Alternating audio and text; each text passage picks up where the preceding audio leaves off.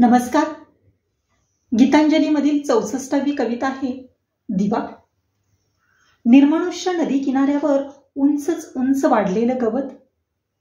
मी तिला विचारलं, बाई ग, हातातल्या दिवा पदरानं झाकून कुठे निघालीस? माझं घर अंधारलेलं. मी एका बाजूला आहे. मला देतेस तुझा दिवा?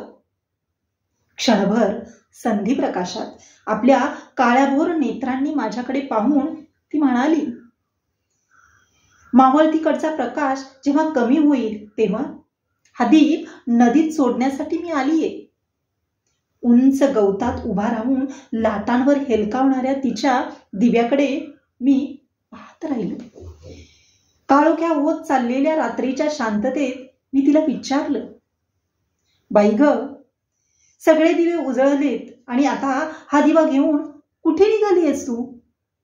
माझं घर पार अंधारलेलं. मी एका बाजूला आहे.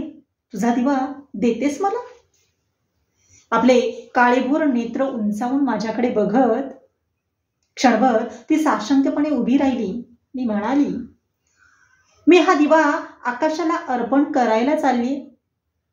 निरर्थकपणे जळणाऱ्या त्या दिव्याकडे मी पाहतच राहिलो. चंद्र नसल्यामुळे अंधारलेल्या मध्यरात्री मी तिला विचारलं, बाई ग, दिवा हृदयाशी धरून तू काय शोधत आहेस? माझं घर एकाकी आणि अंधार आहे. तुझा दिवा देतेस मला?